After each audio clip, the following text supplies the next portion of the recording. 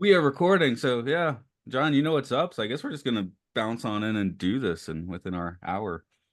Hell yeah. All right. In at number 77.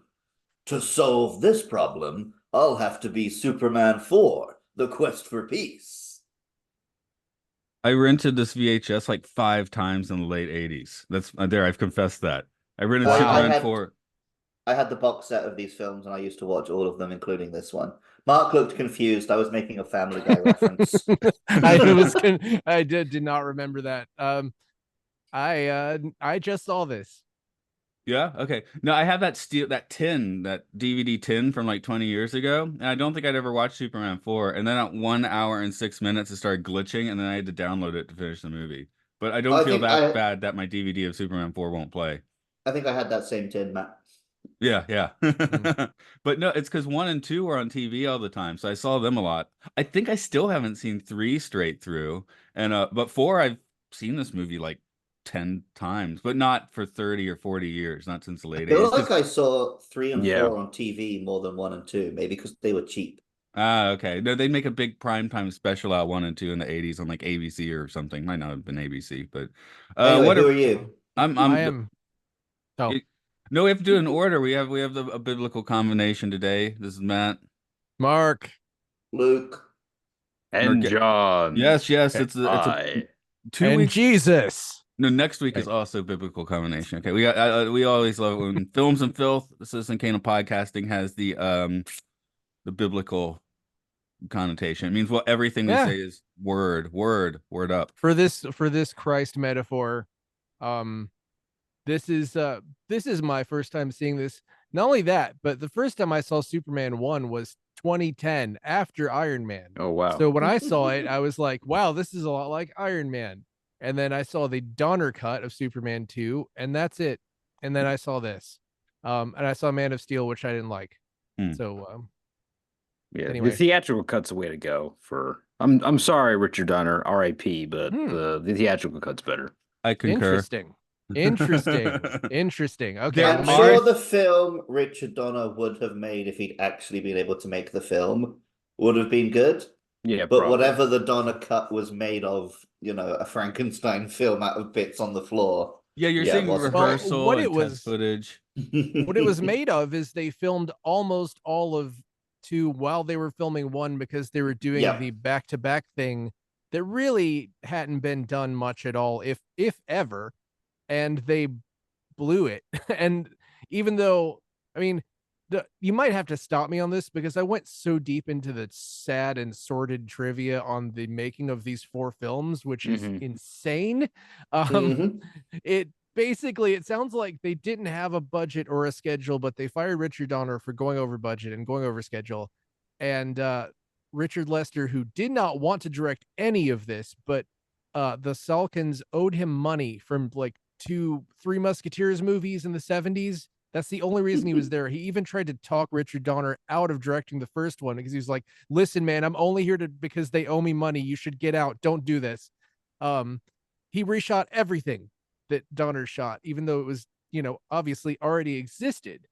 So Yeah, the, it the was the like, Salkinds were notorious for trying to not pay people, which yeah, is well, they, why they like were able to fire Richard Donner even though he had shot 2 movies.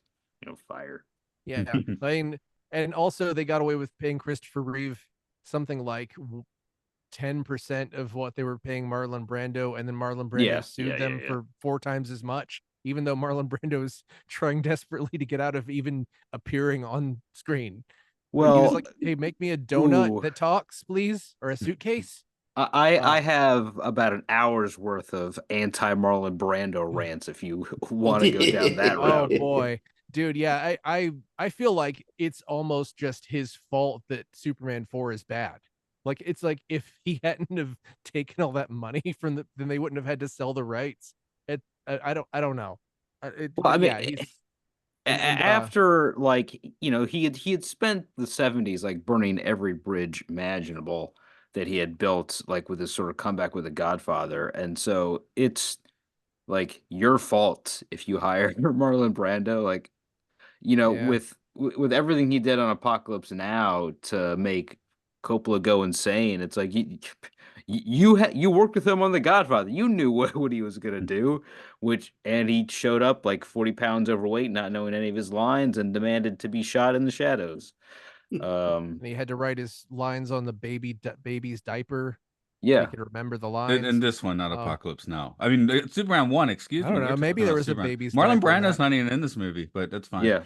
No, but it's just part of the long and twisted history of what I consider part of the Superman curse is the entirety of the production of all 4 of these films. Yeah. Anyway, I was terrified of the Phantom Zone from age 2. I'll just throw that out there. Okay. That was one of my childhood terrifying, which also doesn't appear in Superman 4. So I guess we should start talking about this. So Luke's seen a lot on your set. Mark's just getting to it. I watched it. See, the reason I watched it so many times in the late 80s is because 1 and 2 I could understand were pretty good. And I was like, well, here's this other one they don't show on TV because it was new at the time. It's like 88, right? And I couldn't like understand why it kind of looked the same, but it wasn't the same. And it took me like several times to work that out.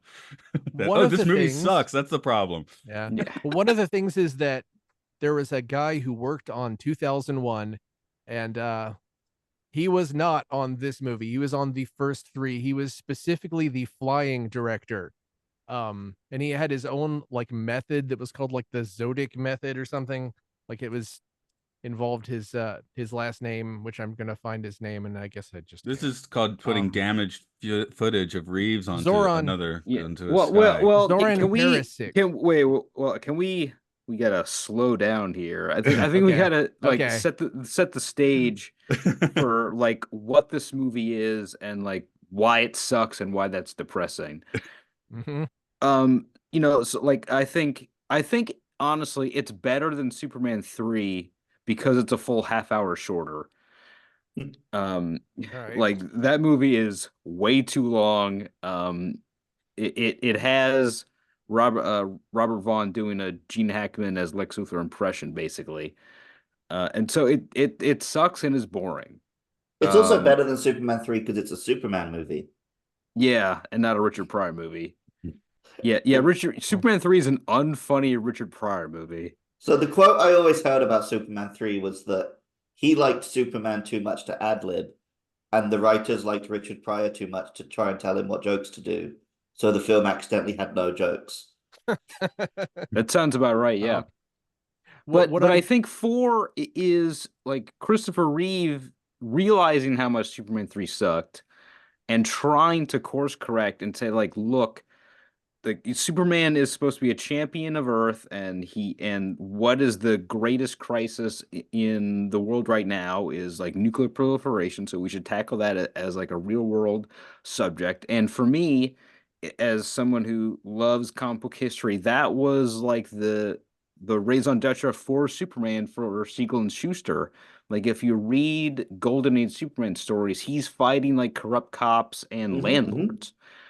So Superman fighting social troubles is in his character and in his character's history, and Christopher Reeve wanted to bring that element to 4, and so they brought Gene Hackman back. Lois Lane was very much sidelined in Superman 3. They wanted to make her more prominent again, and it sucked anyway because you signed on with Golan Globus, who were in like financial free fall because of Masters of the Universe, and yeah, the budget was not nearly what it was supposed to be. You can just tell that plot lines were cut to ribbons, and it just doesn't work. They genetically engineer a supervillain to fight Superman called Nuclear Man, and he speaks with Gene Hackman's voice for some goddamn reason. Probably just because they hired a muscle man who couldn't. Who can, he looks great, has great hair, great tan, but I guess couldn't talk. Allegedly, what happened was the Masters of the Universe was so over budget that they just had like cut the power in the studio where they were filming that, and people were like threatening to walk off because of bounced paychecks. So a month before they started filming this, they just cut the budget to 17 million. John Cryer alleges that they did not finish this. Even though there is a version with 30 extra minutes. Did anybody look up the first Nuclear Man? I read about it. I did not look it up. There's footage on YouTube with the weirdest fucking temp music I've ever heard on it, where they're fighting in like a city, and the music goes do do do do do do do do do do do do do do do do do. It's like just one note. But he looks kind of like Dee Dee Ramone wearing a suit. Ooh, that sounds fun. The idea was the first Nuclear Man was Lex Luthor made him in a lab, and it didn't work. So then he made the other one, which explains why there's this the insane thing where he said the insane plot to make this Nuclear Man that Superman is just like, I see you must have sent something into the sun to make this guy without as one does.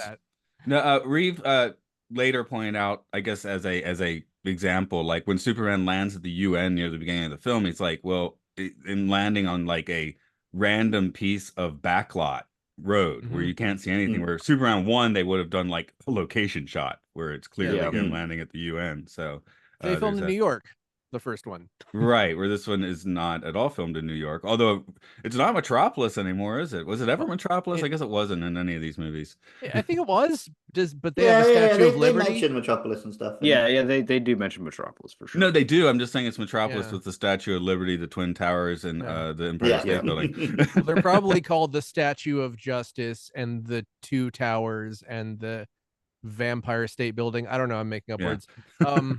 Well, DC has changed its outlook on what are real world. Are there real world cities in the DC universe, or are there just these fictional cities?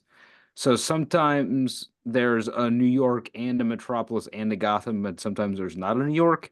Like if you watch Batman the Animated Series, the Statue of Liberty is there, but it's in Gotham.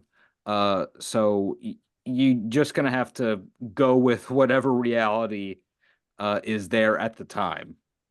I don't know how you guys feel about it, but it was pretty jarring to me that Batman Begins, Gotham City looked like a snow globe, and then in The Dark Knight it looked like Chicago.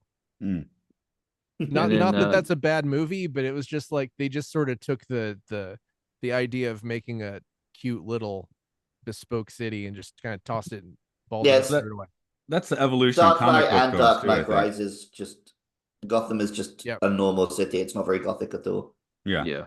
Because we were coming off of the Burton ones where it was like, super stylized. And then, of course, the Schumacher ones where it was completely insane. So I guess they were kind of tapering off of that. Whereas this one, have you ever been to Nagasaki, Matt? I am not. Nagasaki looks like Schumacher Gotham. Whoa. There's just massive statues everywhere. Nice. I'm into it. That sounds great. Are there restaurants at the top of the statues? Galas, black tie galas? Not that I know of, but who knows? And you go in, when you go in, you have to say, sorry, I took so long. I had to drop in and I'm sticking around. You have to be stuck to the wall. Anyway, we'll get to that piece of shit later. By the way, before we get into like just weird complaints about the movie, I will say I am entertained watching this. Like Luke, you probably I haven't done my bit. I think for all this movie's flaws, which are just I think its heart is absolutely in the right place. I enjoy watching it, and I would much rather watch 10 of these than another like Man of Steel or another like, it's a dark take on Superman like The Boys or Injustice or something. Like we're about 10 or 15 years out from Superman being public domain. I'm excited for it, not because we're going to see a shit horror movie Superman, because people are already doing that. What I'm excited for is to see a Superman movie that's not controlled by big money companies that tackle social issues, where Superman can't just fly into a CEO's office and bring him to justice. Punch a few thugs. Yeah. Well, no, he punches thugs all the time. I want to see him punch the real problems. I want to see him. I want to see him go back into like Neverending Story, open a book and go into the making of the 4 Superman films and go and beat up all the producers. I want to go see him like take the Salkins and like throw them off of a building. I guess Superman doesn't kill. Anyway, I didn't really like this. Kill a little bit. He can kill a little bit as a treat. I didn't really like this, but I loved everything where Nuclear Man and Superman were just fighting was great to me, or any of the he's just going to pick up Statue of Liberty and carry it around. And Yeah. I agree. I do like this a lot better than Man of Steel, Batman v Superman, whatever, Grim Dark, Brightburn. Like fuck Brightburn. I would turn on the Man of Steel fight scene just to watch a live action Dragon Ball, but it's not like good Superman content. Well, it's funny because that movie I also hate, except for the fighting. So it's like just maybe there should just be one of these with a lot of fighting and not a lot of schmuckery. Like I guess here's my ranking of late 80s too many sequels movies. Star Trek 5 is above Superman 4 for me. But Rocky 5 is below Superman 4 for me. There we go. Oh wow, okay. I was thinking about Star Trek 5 a lot watching this because of the star well, I don't know if he directed, but like the star he basically did. Was in charge of the direction of the film. Now, like Star Trek 5 has some problems, but it's way fucking better. Sorry. Yeah, it has thought in this movie. Like, wow, thought put into it. It has thought put into it. The funny thing is, I do remember when this came out because I'm that old, and I feel like the public perception of this was not that it was particularly bad. I remember reading about Masters of the Universe being a total disaster. Like that was such a troubled production that children like me were reading about it in the paper. I would absolutely crazy. Like I would put Masters of the Universe way above Superman 4. Huh. Like I think it's a much really. It's a much more competently made movie. It has problems. But the Eternia sets are amazing. Like there's some actual money on screen that you can see, and like Skeletor is great. And Dolph Lundgren's like the guy you want as He-Man. Like he's not an actor with range, but and it's silly, but I think it just works better as an 80s property. Now, it's frustrating watching Superman 4 because like Christopher Reeve is so perfect as Superman that you just wish his last entry into as the character was, good. And so it's like there just is a little bit of sadness to this movie as to what it like should have been. If the studio had its eye on the ball. Well, the sadder thing is, to me, reading about it, is that he didn't really want to come back after 2, but they offered him control over 3, and they offered him more control over 4. And 4 was such a disaster for him that he like wouldn't talk about it. He told his father never to watch 3 or 4, which sounds very dramatic, but he directed some of this. Like that's how, I don't know how much control he was given or how much he had to take. He directed the entire fight on the moon, which I think was possibly the best thing in the movie. That's one of the reasons I kept probably renting in the late 80s, other than trying to work out why it was so different, is Nuclear Man was cool, and fighting on the moon's cool. You get that cosmonaut shot at the beginning. That's cool. There's cool stuff. I like the cosmonaut bit, but watching it yesterday, I did notice they just used the same shot of Christopher Reeve flying at the camera twice in the space of a minute. Yes. The thing that pissed me off about that was that you'd listen to the Superman music for like 3 minutes during the credits, and then you get like 30 seconds of a cosmonaut singing, and then the Superman music plays immediately again. I'm like, I just heard this for so long. Like, why are you doing this to me? The credit was John Williams themes, adapted by Alexander Courage. Although he did the Star Trek theme, so it's like, well, not that. I mean, honestly, the score wasn't. The score was like, it's fine, Some of it was, I think, the Spaceballs music. Am I crazy? It sounded exactly like the Spaceballs music for part of it. I didn't catch that. Okay. Wow, crap. One other bit of this insane production shit that I can't stop thinking about is the guy who was going to direct Superman 5, which I guess would not have starred Reeve because he didn't want to come back, is Albert Pune, who will direct Captain America, which we'll be talking about in a couple of weeks. He was also set to direct Masters of the Universe 2 and Spider-Man. Wow. At the same time, right after Master of the Universe 1 was going to wrap, but basically they lost all those licenses because of bounced checks. And then he combined those 2 movies to make Cyborg with Jean-Claude Van Damme, which was made more money for its budget than any of these movies we've just been talking about.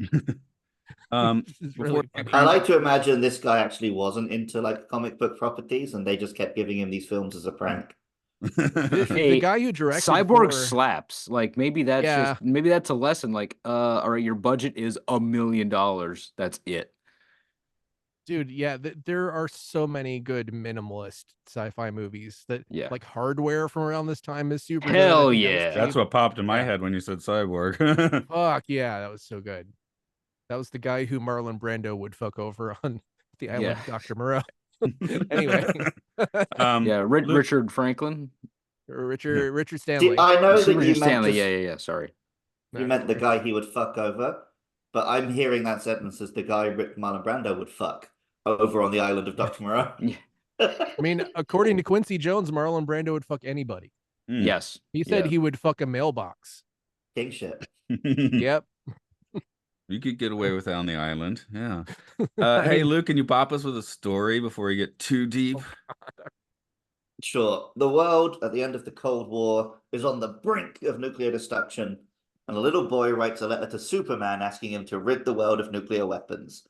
The Daily Planet's new owners decide to make a big deal out of this letter, pressuring Superman into doing it. Lex Luthor, on the other hand, decides that the world needs to profit from nuclear weapons, so he creates Nuclear Man, who nearly defeats Superman, but his weakness is a very strange understanding of what direct sunlight means. And Superman is able to defeat him by moving the moon into an eclipse, which fortunately does not cause any tidal waves or disasters on Earth. But Superman learns that we have to develop our own yearning for peace, and that he cannot give us peace. No, don't expect no peace from your Superman. Well, don't put your faith in us, Superman. Yeah. He gets a piece of somehow agreeing to a double date with two women, which I do not understand why he said yes to. Well, why not? Like an 80s sitcom bit. That's classic superhero secret identity stuff. You gotta have a bit like that. Goes on for like really 20 minutes. Mm-hmm. I mean, he's weirdly confident. Where I feel I guess Iron Man 2008 blew up the secret identity, and we just don't think about them anymore. You know, I think that was kind of a bad idea because now it's boring. Yeah. Spider-Man still has secret identity. Yeah, well, he had to erase everybody's. Yeah. But think about when they revealed Spider-Man's identity in that, like, what was it, the end of the second movie? Recent-ish one, yeah. It didn't make that story any better, and they had to just spend an entire movie retconning it. So same thing that happened in the comics.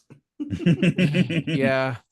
But well, you know, with Spider-Man, like, it's different than Tony Stark because Peter Parker, you know, is either a teenager or a very young man with no financial resources who has, you know, more people who depend on him than Tony Stark does.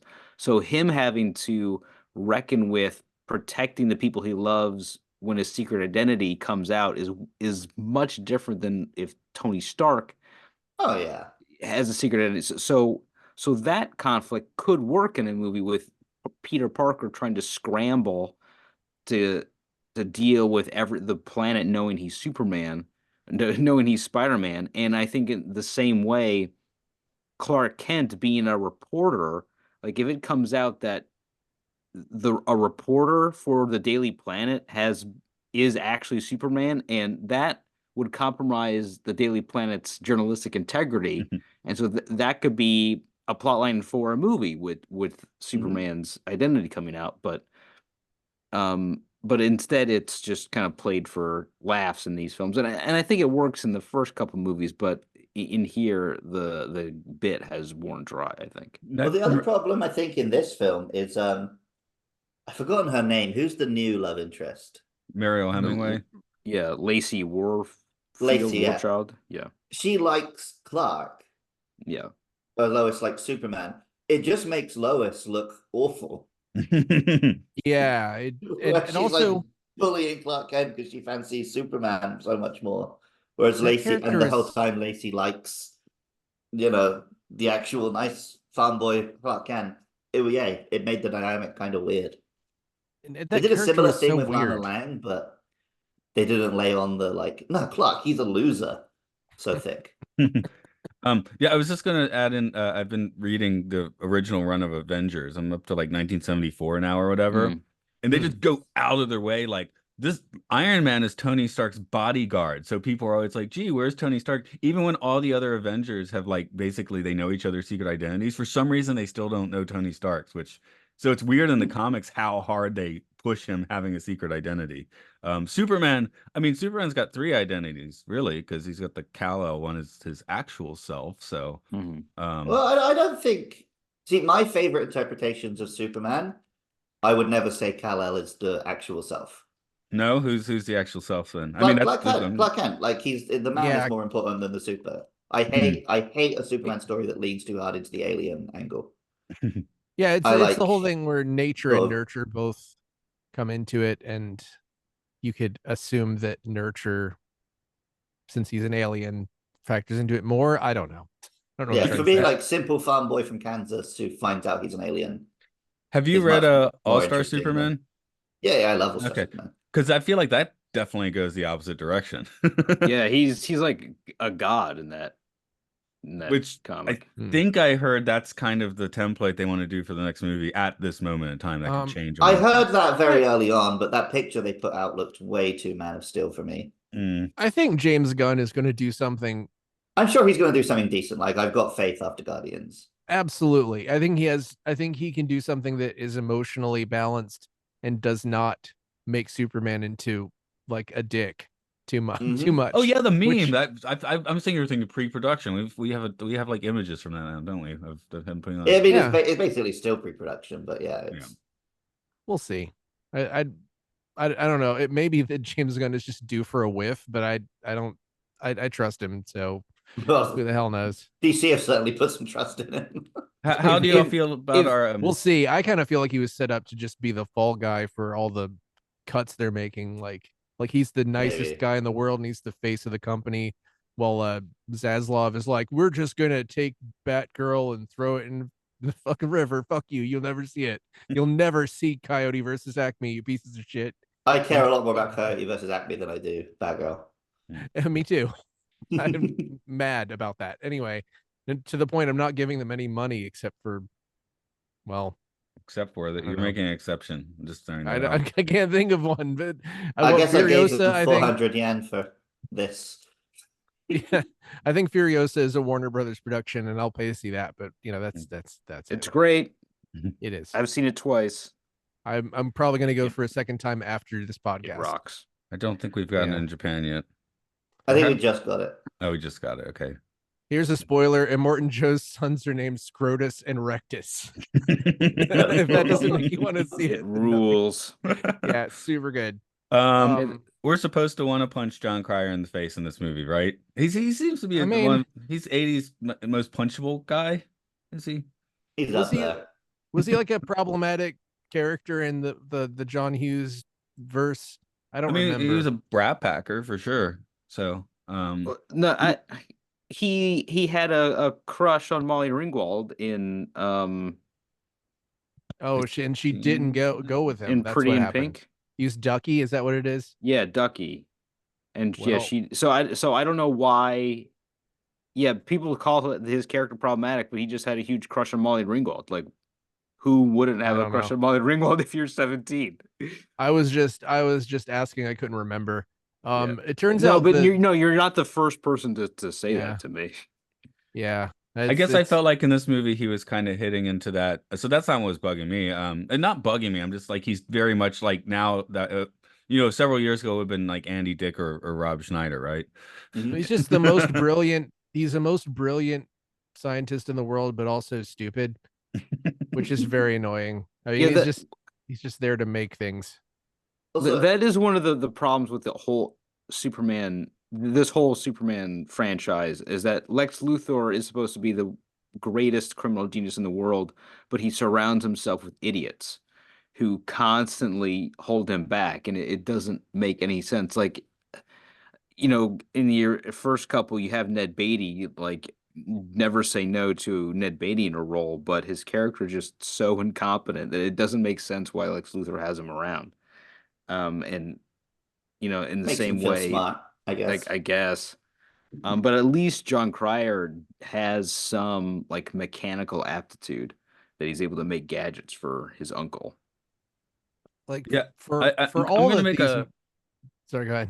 I'm coming out with my hot take that I like Gene Hackman in a lot of things, but and I like seeing him as Lex Luthor, but I think this is probably his worst performance. Superman 1, 2, 4. I'm gonna put that on all the Superman movies. Like I feel like it's like really just like, hey, I'm here making money, folks, Yeah, you Well, can apparently, tell how little he cared because he doesn't shave his head for any of these films. Right. yeah. So apparently, he only took the job on the first movie, I guess the first two, to work with Marlon Brando, and I don't think that they ever worked together. No, I don't think they're ever in the same but, state. but he was paid more than Christopher Reeve was. So, and That's why you get yourself an unknown to play the lead, so you can pay him, but you can pay them chicken feed. I should have just gotten everyone as unknowns, but that's just my opinion. But I think that for all these movies do right, Lex Luthor himself never feels like enough of a threat, really. It's like when Terrence Stamp shows up and starts pointing at his dick and yelling "Neil," then like you feel like there's stakes there. Yes, but, yeah. God, yeah, I I love guess that's Superman 2 Zod so much. Yeah, we get one of the that's best great. performances That's there. a So great fight. Great fight. And what's frustrating, in this one, like Superman destroying the world's nuclear weapons, and then Lex Luthor taking advantage of that, opening in the market to make and then sell nuclear weapons is like a really great plot and a very Lex Luthor like villainous plan to profit off of like the world's need for nuclear weapons. And then maybe he could tilt the balance of world power by selling nuclear weapons to independent actors or terrorists. And so now you have the United States and Russia with no nuclear weapons, but Iran with 20. And that could be like a really interesting story, but there's like a hint of that where you have like an arms dealer, an arms manufacturer in a meeting with Luthor, but that just kind of goes nowhere. There is just that is just sort of I like the intent. I like the idea of Superman destroying all the nukes by having a giant net, which probably would take years to build, and throwing them into the sun.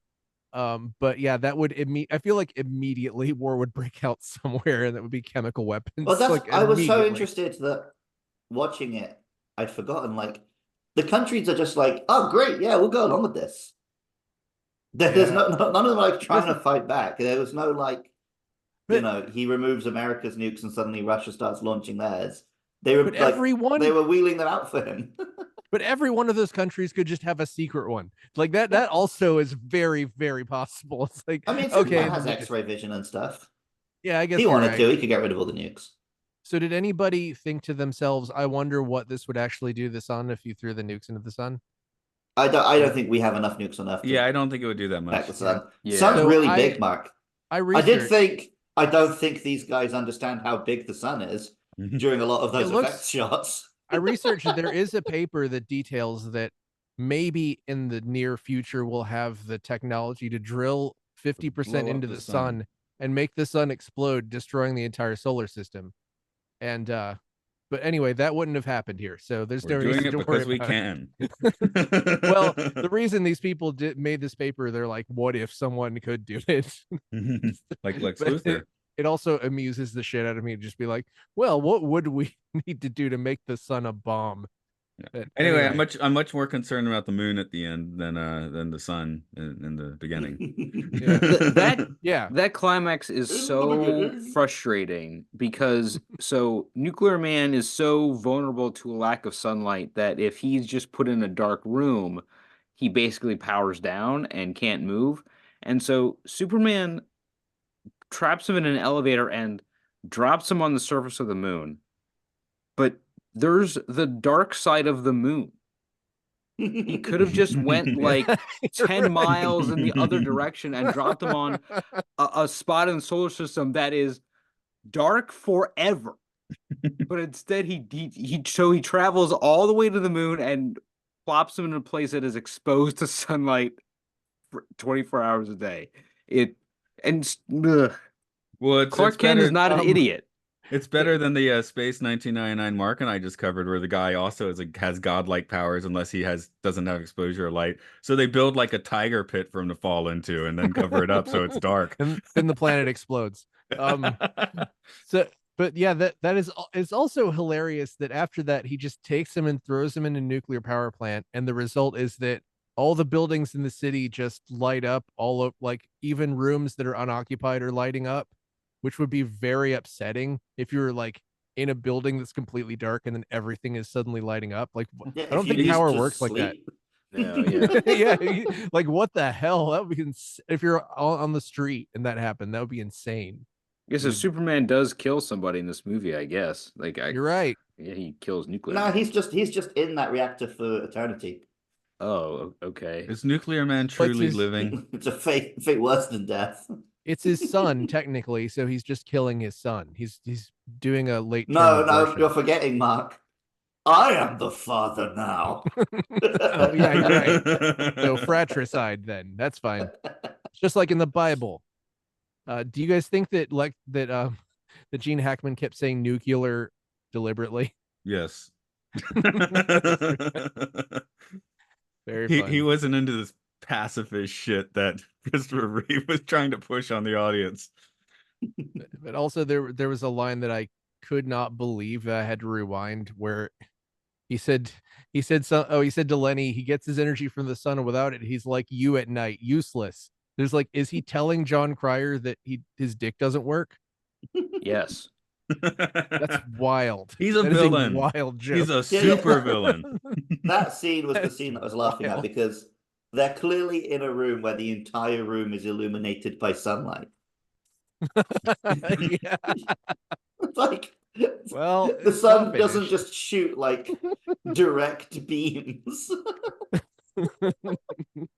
It diffuses. It spreads around the whole room. Like, why is the little bit that Lex reflects off his ring different than all of the light bouncing off every other item in that room? It's made of Kryptonian gold. Oh man. Yeah. Not a whole lot of wait. I just thought of something. There was a thing where in the beginning of the movie, Superman gets a green object out of the spaceship, and the voice says that he can't, like, power up. Does that ever happen? Yeah, he had radiation sickness. He gets like attacked by Nuclear Man, and he's sick and has a cold, basically, and then he uses NyQuil, basically. It's NyQuil. I guess I missed that. Okay. Yeah, he basically uses it as a one-up. Because I put in my notes, I was like, that is a very obvious MacGuffin, and we'll definitely see that later, whatever the hell that is. Yeah, we do. I do like that scene, though, a lot, with Lois visiting him while he's sick. There are a couple points in the movie where Lois talks to him, but talks to Clark like she knows he's Superman. Yes. But the plot necessitates that she doesn't know. So that might have been part of the restructuring of the unfinished Superman 4, where there were scenes where Superman reveals his identity to her, or she finds out, and then there's still one scene left in the film where he does restore her memories so he can talk to her. Yeah, but that's way earlier in the movie. Yeah, but I feel like having that scene undercuts later on. It's implied that she's known the whole time. Yeah. So it doesn't make sense. Superman 4, it doesn't make sense. This is my notes verbatim. Lois is pouring her heart out to Clark as if she knows he's Superman, but I feel like I know this script well enough to know that she does not. Also, she sounds drunk. So I think Margot Kidder is definitely playing like she knows he's Superman, and maybe Clark doesn't know that she knows, and so that's part of what could have made the scene even more powerful. But because of how much this movie was butchered, we don't have that. But I think both actors play it wonderfully. I think that scene in isolation does a great job of like They're both talking around the secret they've agreed to pretend. Yeah.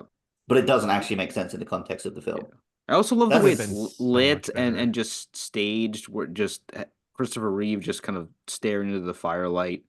And, you know, Superman isn't used to being ill. You know, this is probably, unless he's actively being affected by kryptonite, he doesn't get sick. So this is just something that he hasn't had to deal with before. Superman flu. Yeah, and so his vulnerability there, I think, is real. And I think Christopher Reeve is wonderful playing vulnerable Superman. So like the sequence in Superman 2 where he gets beat up in the bar, like that's some of the best stuff in that movie. Like we hate seeing Superman get beat up like that. And it's because of Reeves's vulnerability that we're able to be so empathetic towards his dilemma.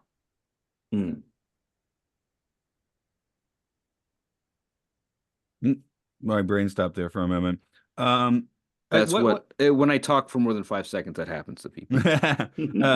I was kind of wondering what everyone's favorite filmed or animated Superman media is. I don't think any of us are actually choosing Superman 4, but what do you dig? I think for me, actually, it is Superman 2. I want to see Zod romping about, and I do love Superman 2. I haven't seen enough of it, but I really like the recent TV Superman. Yes, I want to watch that. It's like My Time with Superman. Is that what it is?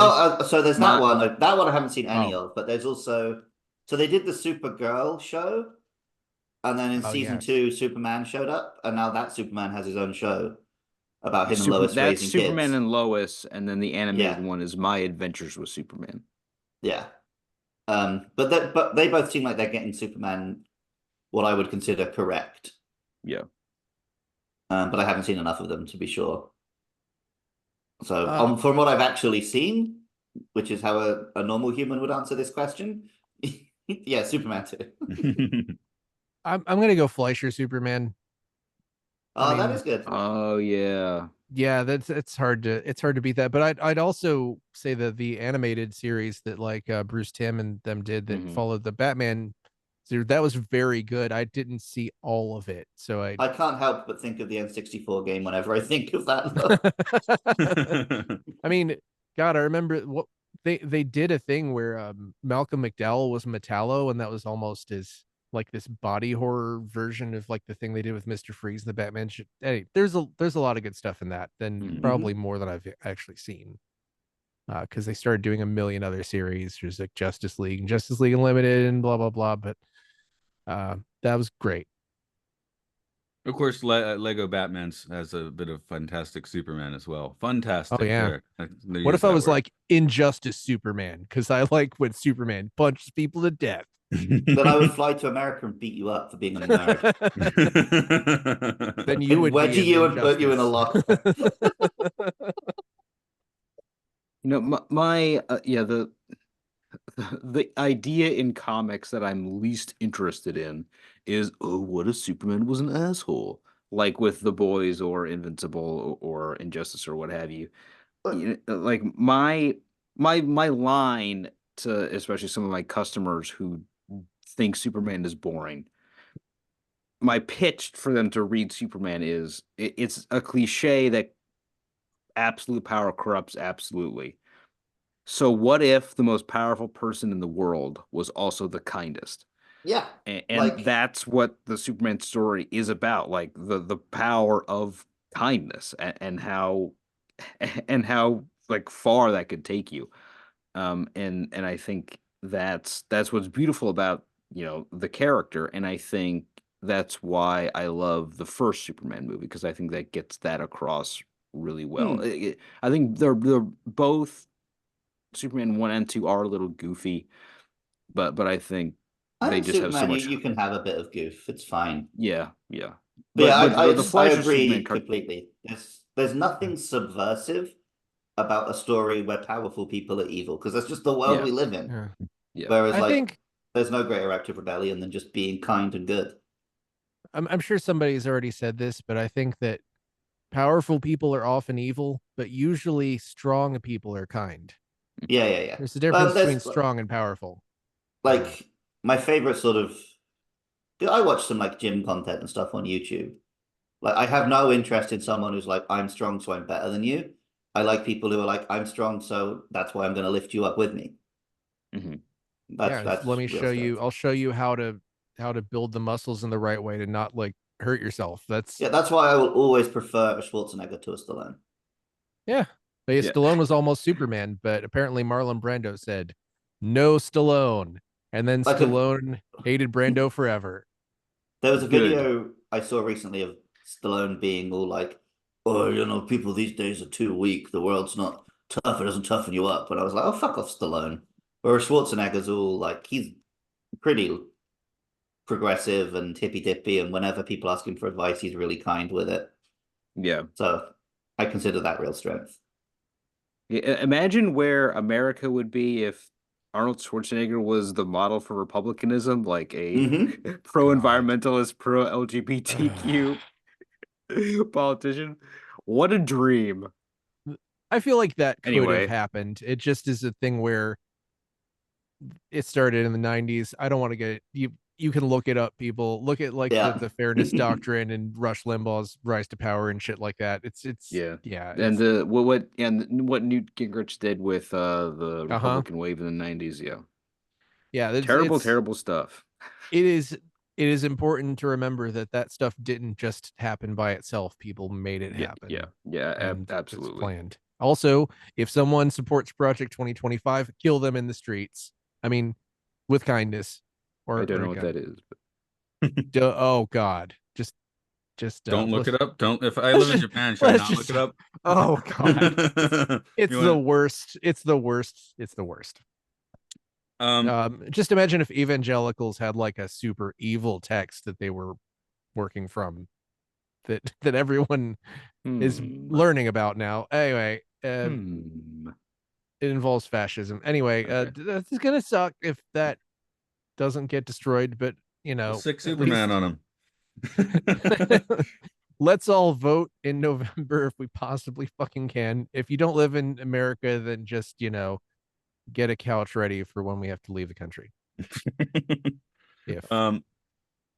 If people have more points, do throw it out, but just, you know, in the interest of time, I guess we need to consider if this is film or filth. I think this is it's filth in comparison to the two films that came before it. The two films that came before it. The two good films that came before it, right? It's I'm always interested in how films ended up on our list of like the bottom 100 films of all time. This one, I think it's so clear that it's just because it's disappointing coming after a series that started so well. And like it looks silly in places and it has some bad writing in places, like, but like, this is an enjoyable film. I liked watching this again. Like I thought like, oh God, I'm gonna have to watch Superman 4, or you know, I'll play my game while I watch it. I basically just sat and watched the whole film.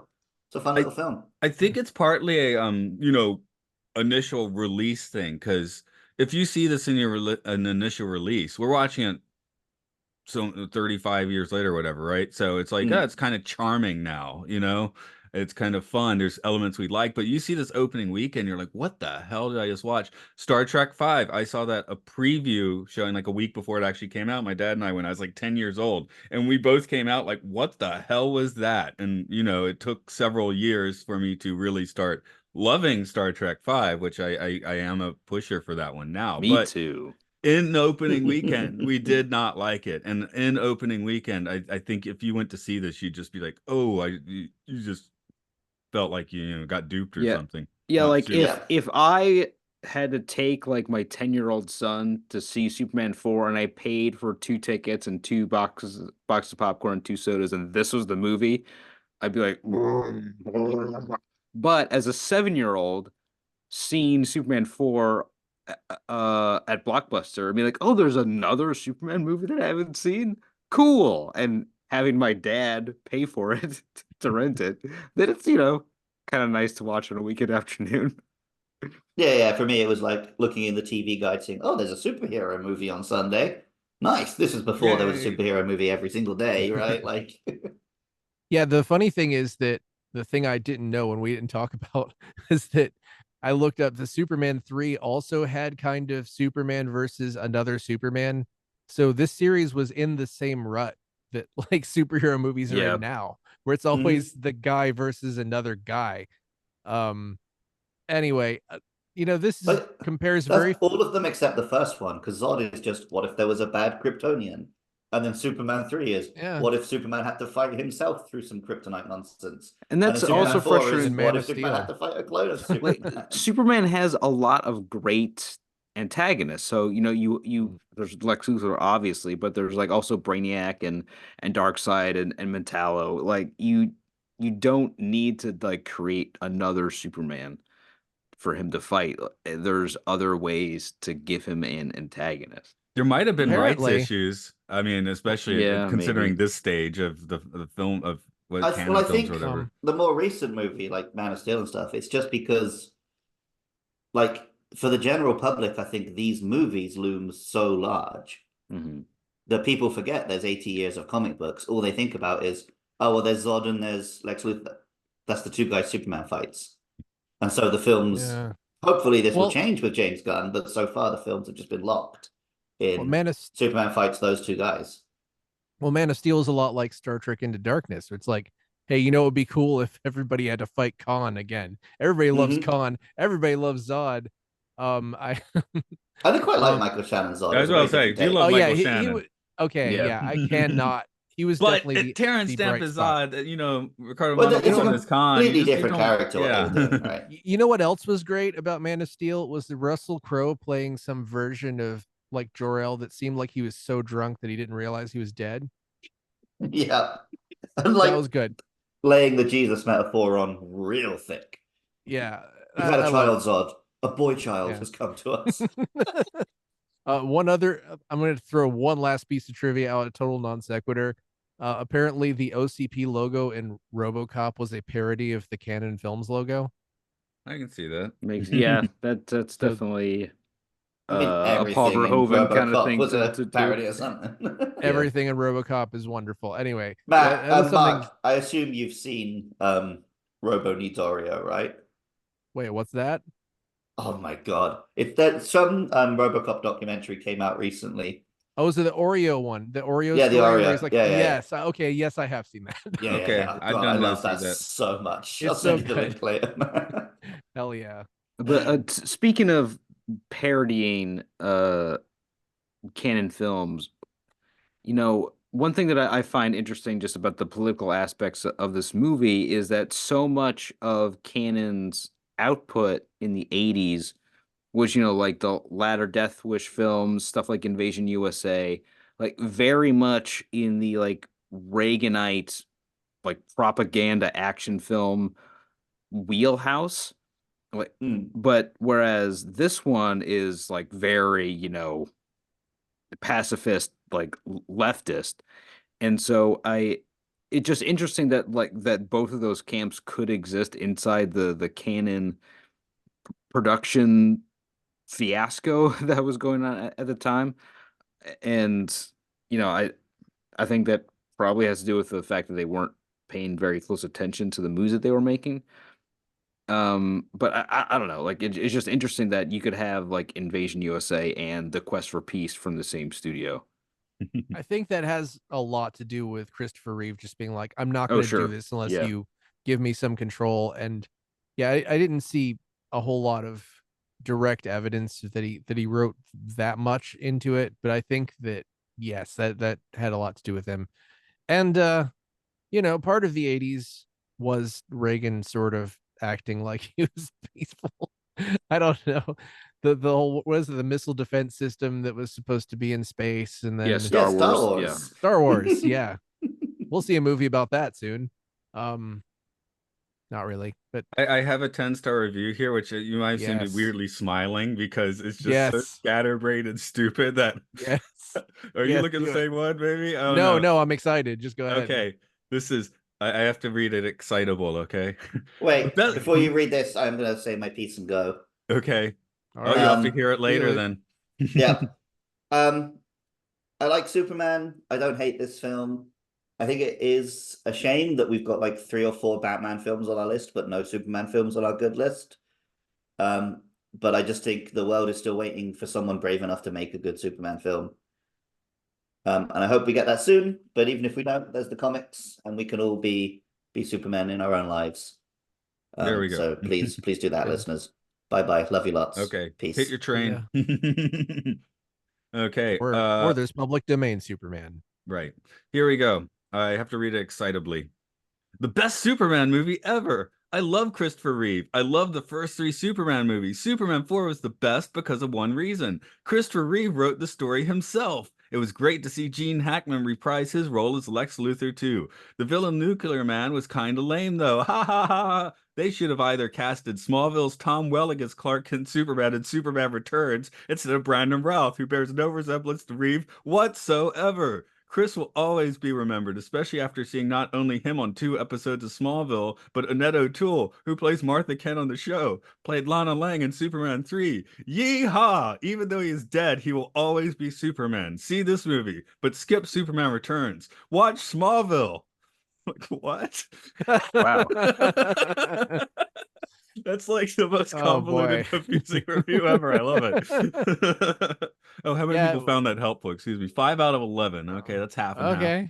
That's not bad.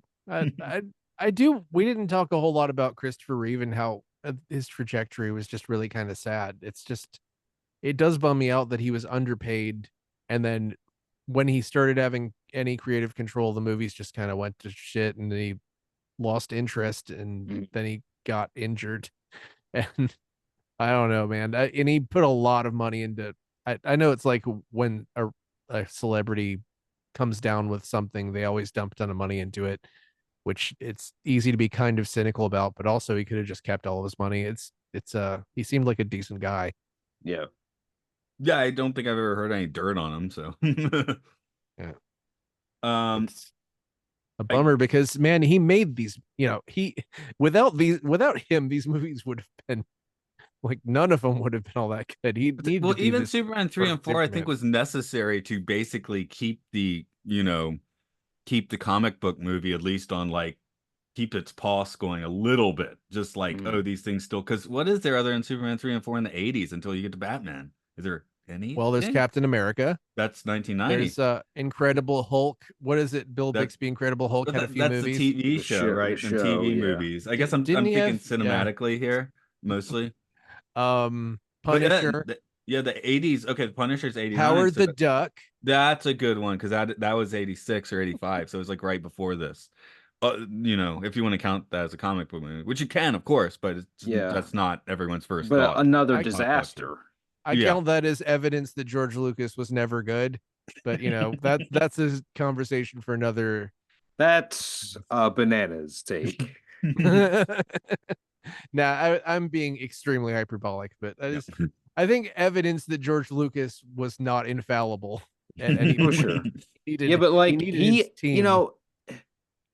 made THX 1138. Like, that movie is awesome. It's one of the most depressing science fiction movies ever made. But it makes me feel, like if that movie was a success, that's like the greatest what if in Hollywood history for me, because then we would have had more like depressing, pessimistic sci-fi from George Lucas and not Star Wars.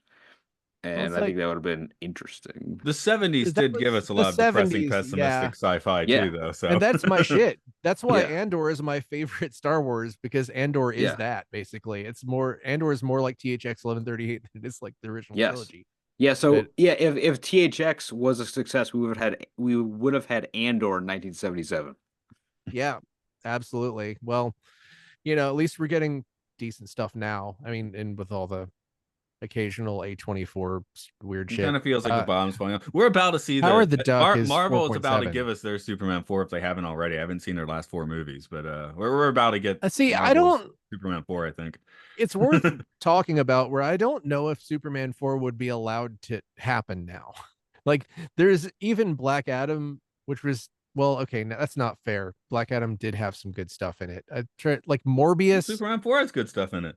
Morbius is Madam Web. No, Morbius has a level of technical competence that is high above Superman 4. Like, there is it's not good, but yeah, it's like there is a basic understanding of editing and lighting and shit like that, and the effects don't look terrible. Yeah, I Whereas just some of the Superman So 4 effects, we've reached the level of forgettable slop.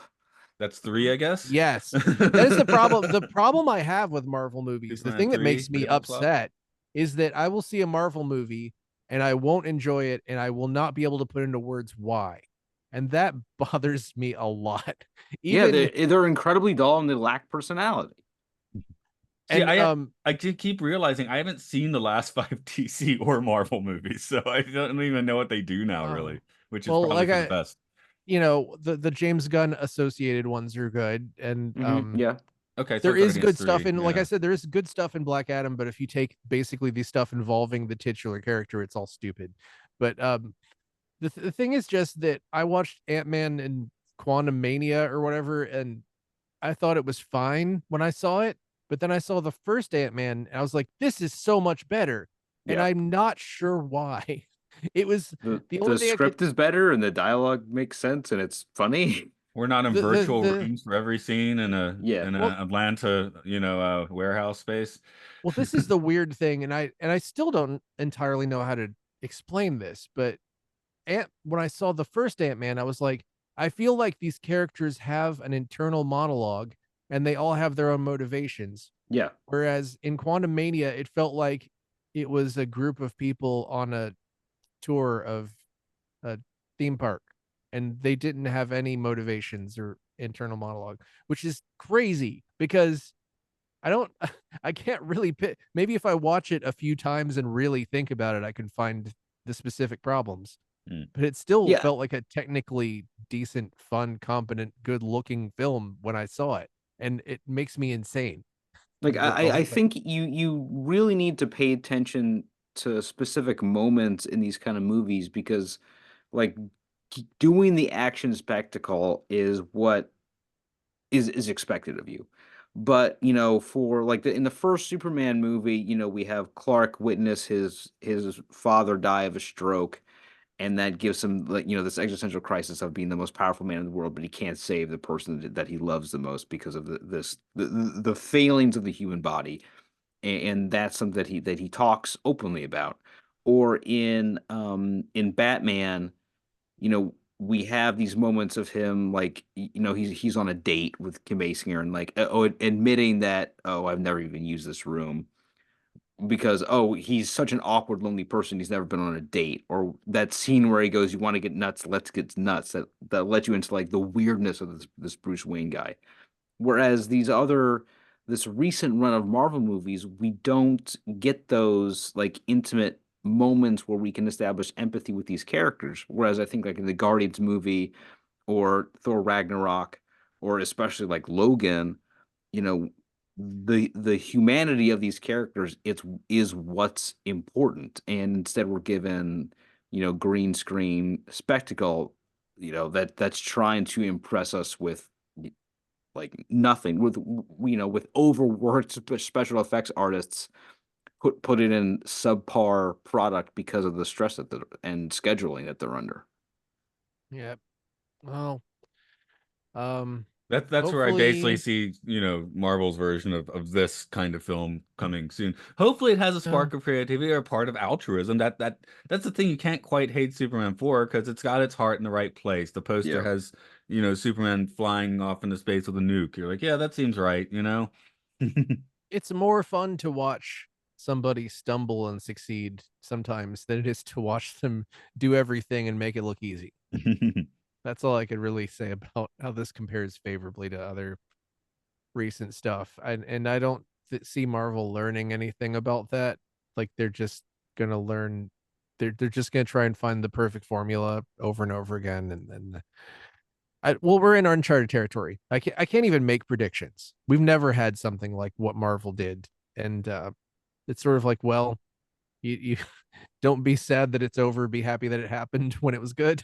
That's all I can really say about it. Well, I'm still like, hey, Endgame. Endgame told you what was up, I think. And if you take that in a package, it's a pretty good thing. Well, that definitely shouldn't have worked. So that's maybe the most impressive thing, is that those two movies back to back should not have worked, and they did. They spent the rest of their 9 lives on those. Maybe, I don't know. Any other big points you guys want to throw out on Superman 4 before we wind it on down? I guess Lenny's dick doesn't work. R.I.P. Okay, Lenny's we dick. learned that. Yeah, R.I.P. Lenny's dick. I'm just looking I through my like notes. that Mr. Warfield dresses like Bernie Madoff. Oh yeah. Oh, right. Like with in your money. an all black suit and like a gangster's fedora. I didn't know this at the time. I guess I would know this if I was older, but the thing where the kid tells Superman to drop dead on the paper, or the paper headline says, that is a Gerald Ford reference. So Oh yeah, okay. Gerald Ford wouldn't provide aid to New York, and then the New York Post printed a headline that said, Ford to New York, drop dead. So yeah, I mean, this is the joke that none of us will get ever again. I guess a minor villain in this movie is Rupert Murdoch, because he tries to change the Daily Planet into a very New York Post type paper. And, he's this, oh, God, Rupert Murdoch was old in the late 80s. 93 years young now. God. He's on his 15th wife, I think. Congratulations to Why can't she wins the lottery. Why can't these parasites just die? I've heard that hate makes you more powerful. Rupert Murdoch, Trump, Clarence Thomas, just do us a favor and get dead. Good Lord. Sorry. I hate to say it, man. The last 3 or 4 of my friends who have died were the nicest people in the world. So there might be something to that. I don't know. You want to live long, be an asshole. Yeah. Yeah. I don't know. That is probably bad advice. Anyway. Well, Gene Hackman lived to his 90s. Maybe maybe he really was like Luthor. I think he was probably pretty nice. Betty White lived to be 99. Actually, it sounds like Hackman was kind of a curmudgeon on set, but yeah. Well, I mean, it comes through his performances. Yeah, I mean, there's a lot of stuff about but Marlon Brando was a rapist on set, so that's worse than being a curmudgeon. That was part of the problem with one of the Superman movies, is they couldn't film in Italy because he fucked them so bad. It's really sad. He had a last tango. Well, that was Paris, wasn't it? Yeah. Oh well, I think they filmed it in Italy, whatever it was. Well, anyway, I guess we'll wrap it up. John, it is June 20th if people are listening to this new. So you got any other movies popping around the podcast sphere at the moment? I have a my podcast with my friend Scott Thorough is called Popcorn Eschaton. It's on the Zebras in America feed. We discuss religion and politics and movies. I do not call for the death of famous people in that podcast typically, so apologies for that. Podcast does. Oh well. But probably the most recent episode at this time will be Grave of the Fireflies and the Zone of Interest. So it's going to be a depressing episode. Looking forward to that one. But yeah, Scott and I have a good time talking about these topics in a non-histrionic way. Right. As for us, we're on Patreon at Podcastio Podcastius. You get these episodes a little early. As mentioned, Mark and I talk about Space 99 on Podcast 99 T9. That didn't come out well. 1999. Time Enough podcast, where we talk about the Twilight Zone. And what else we got? Luke Loves Pokemon. Game show. I guess we stopped saying Hyrule Field Report now. You can listen to it. You like Zelda? You want to have a playthrough with your new podcast friends? You do that. So, Yep. And see you in 20. See you in 20. That was what he said to Lex Luthor when he dropped him off in jail. Oh, right. Paul went to see him in jail. Yeah, it was funny because 20 years later they made the next Superman movie. Right. Almost 20. I saw that bit of trivia, but I didn't connect the dots right then and there. Interesting.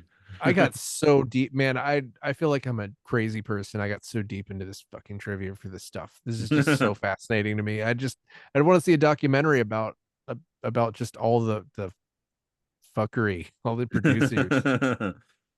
Have you seen the Canon Films documentary? No, I didn't know that was the thing. I'm gonna look it up. definitely check Oh, it out. boy. It's excellent. I mean, something I never watched was the the documentary about the Tim Burton Superman, which I need to watch that because I would have liked that. I think. Oh yeah, It is. Yeah, that is also good. Electric Boogaloo. They did make that. Yeah. Hey John, I'm just looking at a list here. I guess the next one we'll be bugging you for is how many weeks after Superman? Is it Captain America? 1990. Yes, 1, 2, 3, 4, 5. Comes out 6 weeks after Superman 4. So maybe we'll be hitting this around late July or something. Luke and I are basically like off the, Luke and I are basically like off the grid for the first 2 weeks of August or something because of our work. But okay. Well, dun, dun, dun. Okay, I guess I will stop the recording and goodbye, Patroninos, if they're listening.